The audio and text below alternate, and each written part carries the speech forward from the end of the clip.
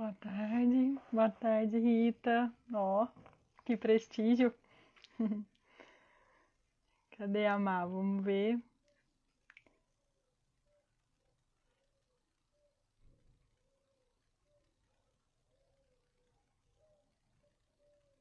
Má aqui. Ó, o Nilo. Ah, vai ser muito bom. Esperando a Marcela entrar. Chegou. Oi, Oi, Gabi. Má, tudo bom? Tudo bem, e Tudo você? jóia. Má, ajeita um pouquinho a câmera aí, porque eu tô vendo só a sua parte aqui. Ih, acho que agora ficou bom. Ficou bom? Aham, tava muito perto. Ah, Tá, Fernanda. então tá bom. A Fran, Oi, gente, tudo bem? só os amigos aqui, hein? E a família. Só, ainda bem, a gente tá entre amigos aqui, amigos É, e família. muito bom, muito bom. E ai. Bom, esperar mais um pouquinho aí, Má, ou vamos começar? O que que você acha? Ah, vamos começar, vai Não, ficar a gente gravado? pode conversar, né? Aham, Tá certo. bom. Então, eu vou me apresentar, né? Meu nome é Gabriela, sou advogada, de direito imobiliário. Também atuo em outras áreas, como civil, família também, mas já atuo há bastante tempo no ramo imobiliário, né? E a Má, Bom, boa tarde. Antes de mais nada, obrigada, Gabi, pelo convite. Eu fiquei muito feliz. É um prazer estar aqui, uma honra também. Agradeço a todo mundo que tirou um tempinho para vir ver a gente, né? É muito bom contar com o apoio de vocês. Bom, como a Gabriela já falou, meu nome é Marcela. Eu sou natural de Franca, eu atuo como advogada desde 2013 na área de famílias, de família e direito das sucessões. É a minha especialidade. Bom, a proposta da live, quando a Gabi me chamou, era para falar sobre a importância dos imóveis regularizados dentro do direito das sucessões, do inventário. O inventário é uma das partes que existem dentro do direito das sucessões. Basicamente, o inventário significa divisão. É a partilha de bens, de um patrimônio deixado por uma pessoa que faleceu aos seus herdeiros. A nossa lei, no nosso Código Civil, diz que a abertura desse inventário ele tem que ser dentro de 60 dias. Questão de multa, de imposto, essas coisas a gente ainda vai ver mais para frente, né? Ainda nessa live. Por enquanto, eu quero me ater a essa pergunta, do porquê regularizar os imóveis. Bom, o inventário, ele é um processo que muitas vezes pode ser doloroso, justamente porque os herdeiros estão passando por um processo de luto, né? E o luto não é fácil. Quem já perdeu alguém querido sabe disso. Então, imagine vocês, um imóvel para ser partilhado, uma casa, vamos supor. E essa casa não tem nem o registro, só tem escritura, ou até pior, só tem um contrato de compra e venda, não tem escritura e muito menos registro. Então imagina como esse inventário vai ser desgastante para os herdeiros e como isso pode vir a demorar. Né? Então, basicamente, para concluir um inventário de uma forma mais rápida e menos pesarosa para os herdeiros, é esse o ponto importante da regularização dos imóveis. É por isso que a regularização dos imóveis ela é tão importante para o inventário e tão importante para o direito das sucessões. Não é verdade, Gabi? é isso mesmo, Má. É legal pontuar, né, que quando a gente está falando aqui em um imóvel regular, a gente está falando de um imóvel que pela nossa legislação, né, como manda a nossa legislação, ele cumpriu todas as metas, né, que manda a legislação. Então, o que seria essa regularidade para a gente pensar assim? É lógico, né? O imóvel precisa tá com o IPTU em dia, vamos supor. Isso é muito importante, porque no inventário você vai ter que quitar tudo isso, né? E geralmente é um problema sério, né, Mar? Porque Com certeza. isso é obrigatório dentro do inventário, independentemente da situação que está o bem, né? Dentro do inventário vai ter que ser feito. além do IPTU em dia, de todas essas questões que são obrigatórias no inventário, a gente também tem a parte que muitos chegam para a gente para fazer o inventário com imóveis só no contrato de compra e venda, né? Muitos, né? Ou com uma escritura pública, né? E até postei no nosso Instagram, no Instagram do escritório essa semana, né? Que só é dono de um imóvel no nosso país quem tem a matrícula desse imóvel, quem tem o registro, né? Quando a gente fala matrícula, eu quero dizer com isso que é o RG do imóvel, né? Todos nós precisamos de um RG, né? E o imóvel, um bem imóvel, tem um RG também que chama matrícula. Essa matrícula, ela conta a história do imóvel, né? Então, ela conta por meio de averbações, né? Então, o imóvel nasce, e aí, o que a gente fala que é a propriedade originária, né? Ele recebe essa propriedade originária e aí vai contando história por averbações e averbações. Ah, eu casei com fulano, tá lá, constando. E assim vai, né? E você compra e vende o imóvel só quando você registra, né? Registra o quê, então? Né? O que eu vou registrar no imóvel? Vou registrar o contrato que às vezes eu faço com a imobiliária de compromisso de compra e venda, entende? Aí já para responder, né? Eu não respondo, eu não registro o contrato de compra e venda, eu registro uma escritura pública, porque pela nossa legislação, valores imóveis com venda acima de 30 salários mínimos precisam ser escriturados, né? Então, sempre que tem uma relação acima de 30 salários, eu preciso fazer uma escritura pública para poder registrar. Se for abaixo, e isso que a gente precisa ficar de orelhinha em pé, que muita gente compra em valor venal e esse valor venal é abaixo de 30 salários, eu posso fazer direto do contrato de compra e venda, sem a necessidade da escritura, fazer o registro desse contrato no cartório de registro de imóveis. Para quem não sabe, né, o cartório de registro de imóveis que faz esse registro, essa matrícula do imóvel, é diferente do cartório que faz a escritura. Né? O cartório que faz a escritura é o cartório de notas. Né? E o que é essa escritura? Essa escritura é um contrato com uma força maior do que um contrato entre particulares. Por que uma força maior? Porque ela tem publicidade, né? Ela se opõe contra outras pessoas. Tudo isso para dizer que quando eu tenho um imóvel e vamos supor que o antigo dono, ele de má fé, ele vende para outras pessoas, além de você, que não fez a matrícula, que não registrou, ou do decujus, no caso. É um problema, né? No caso de um inventário, a gente vai falar de decujus, né? Ou do morto. Nessa briga de propriedade no imóvel, a gente teria, em primeiro lugar, quem tem a matrícula, quem está escrito e disposto na matrícula, em segundo, quem tem a escritura, e só em terceiro lugar, quem tem um contrato de gaveta, né, que é o contrato particular, um contrato que só vale entre as partes, né? Então, acho que a importância, né, tá bem descrita no que a gente falou até agora, né? Lembrando que nosso foco hoje de regularização seria esse artigo, que, se não me engano, é 1245 do Código Civil, que diz que só é dono aquele que registrou o bem, né? E essa pequena frase faz uma diferença assim gritante, né, no dia a dia, no nosso dia a dia.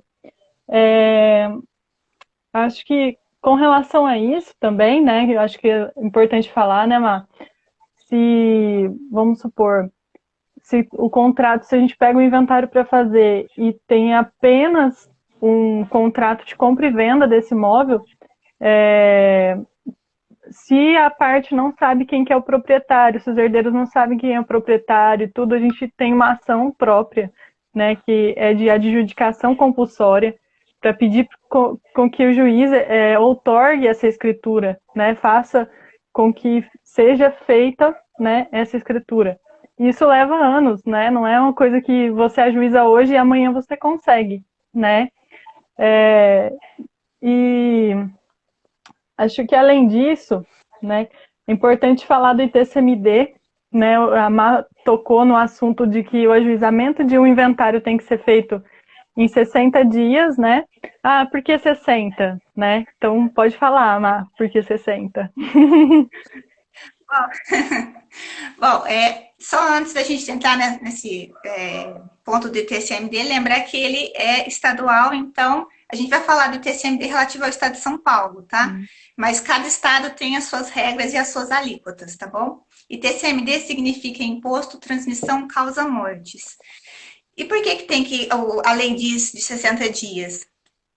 Porque na nossa lei de ITCMD aqui do estado de São Paulo, diz que se você não abrir o inventário dentro de 2 meses e você não recolher esse imposto de ITCMD, você vai pagar uma multa de 10% em cima do ITCMD. A gente já vai ver quanto que é o valor do ITCMD ainda hoje, tá? E se você demorar mais de 180 dias, essa multa vai para 20% em cima do ITCMD, em cima do imposto, fora os juros e correções monetárias que sempre tem, que sempre incide, tá? E qual que é o valor do ITCMD? É 4% em cima do valor venal do imóvel. Como a gente está tratando só de imóveis, eu vou me até a falar só da alíquota do imóvel, tá? Então, é 4%. Ainda no ano passado, houve um projeto de lei, o 250 de 2020, ele ainda está em votação, tá? Ele não passou ainda não, mas os especialistas dizem que há grande chance dele ser aprovado, que visa a modificação das alíquotas do ITCMD. Vão ser alíquotas progressivas de 4% a 8%, e em cima do valor de mercado do imóvel. Então, prestem atenção nisso. Ainda hoje, é em cima do valor venal. Com esse projeto, vai ser em cima do valor de mercado, tá? E o valor de mercado vai ser... quem vai dizer isso vai ser a Cefaz, que é a Secretaria da Fazenda, através de uma certidão. Eu até, Gabi, estava falando ontem com uma moça que trabalha no tabelionato, no cartório de imóveis, aqui de Franca.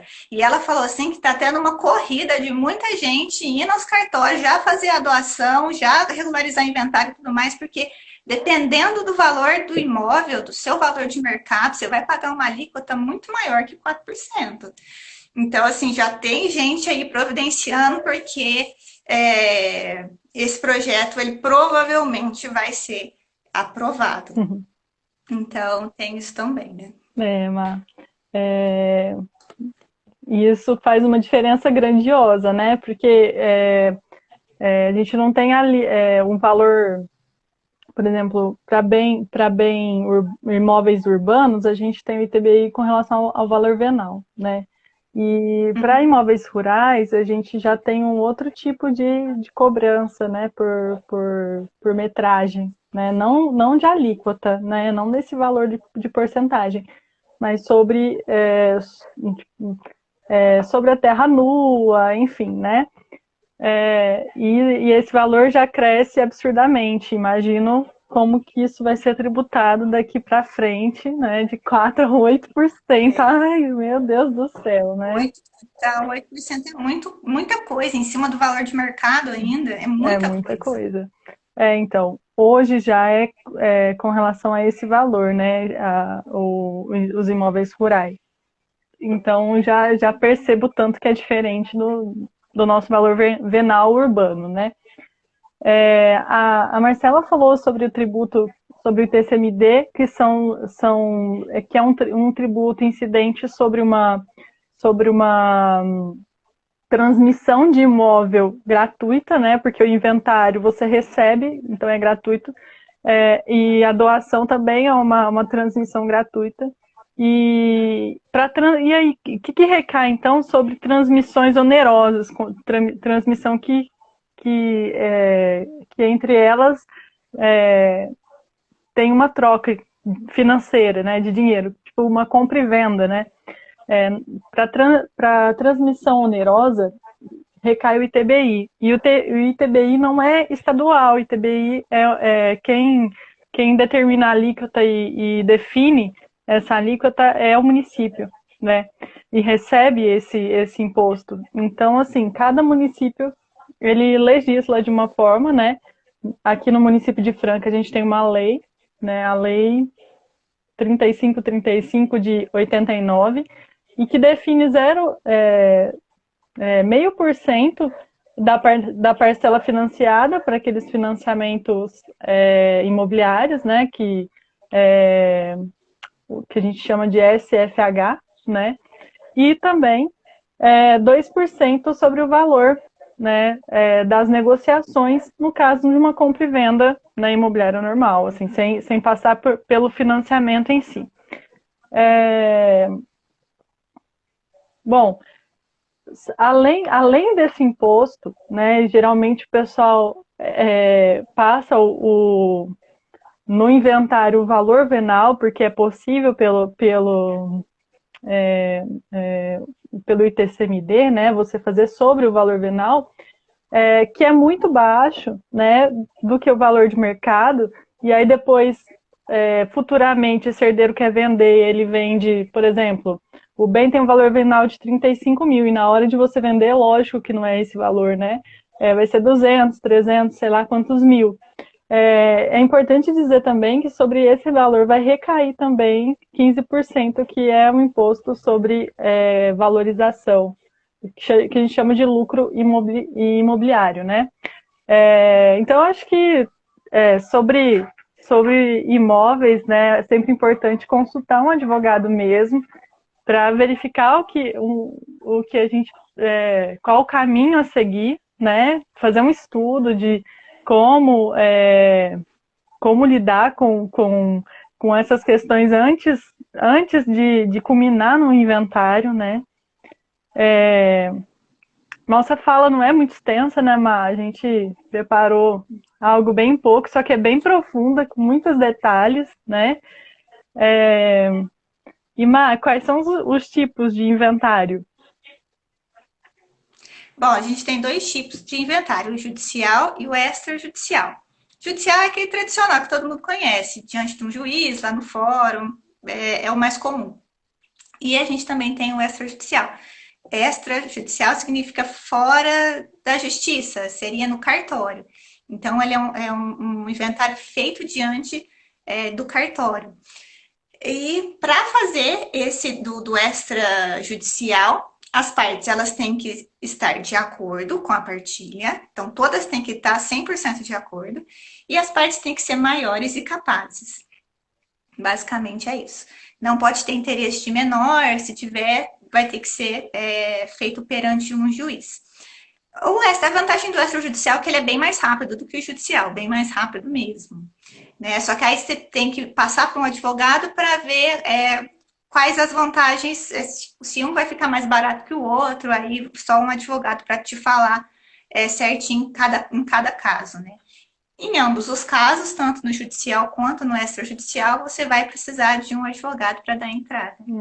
Mas a gente tem essas duas modalidades de inventário aqui no Brasil. É bom lembrar que só consegue fazer extrajudicial, né, se a documentação do imóvel está toda ok. Todo problema, qualquer problema que tenha com documentação, por exemplo, metragem errada, né, tudo que você tiver assim irregular no seu imóvel, né, você não consegue fazer pela extrajudicial e precisa de levar para o judicial para obter alvarás, né, para obter permissões do juiz para que possa ser feito, né? E assim, é legal, igual você falou, né? Os dois precisam de advogado. Um contra o outro, muitas vezes eu recebo assim, Mas doutor, é só assinar o extrajudicial, é só assinar, né? Sei. Então, não é bem por aí, né? É, mas para concluir, Má, eu acho que quanto a esse, para ficar bem claro, é necessário que se regularize o imóvel para um inventário judicial? Não é necessário, né? A lei não obriga essa regularidade. Por exemplo, se você tiver um contrato de compra e venda, que quiser mesmo assim fazer o inventário desse contrato, o que vai ceder não é o bem, né? Não é a propriedade do bem, e sim os direitos que recaem sobre esse contrato. Então é uma cessão de direitos, né? A gente vai conversar nesse inventário sobre uma cessão de direitos e não necessariamente sobre a propriedade, né? O que isso interfere, né, nesse caso, né? Você ter apenas uma cessão de direitos no inventário e não em imóvel regularizado, né? É que posteriormente a isso, com o rol de herdeiros, né? Você vai ter que pegar todos aqueles herdeiros e tudo, né? E, sei lá, ajuizar uma ação de adjudicação compulsória, ou você vai correr o risco de perder esse imóvel para outras pessoas que às vezes comprou do proprietário originário, né? Esse imóvel, e aí pode ser que você sofre uma ação, né, uma evicção por outras dívidas daquele outro proprietário também. Enfim, inúmeras coisas, quando você não é dono e tem um outro dono, pode acontecer. Ainda mais na época de pandemia que a gente tem várias pessoas se negativando, né? É, Além disso, tem uma questão que, por exemplo, você pode vender esse bem de boca a boca para alguém que te conhece, né? Aí você cede esse contrato e a pessoa aceita. Mas imobiliárias, corretores, pessoas sérias não vão aceitar o seu imóvel dessa forma, né? Sem ter inventariado, sem estar regular, sem estar você, né, como dono na matrícula, né? Então, acho que isso. espero que tenha ficado claro. Se alguém tiver alguma dúvida, fiquem à vontade. Foi um prazer, mas sua presença aqui. Volte sempre, a gente. Pode deixar. Você é muito querida. Obrigada, viu, Gabi? Obrigada, Ah, Má. você também, Gabi. Obrigada, viu? Até Obrigada. mais, Até. gente.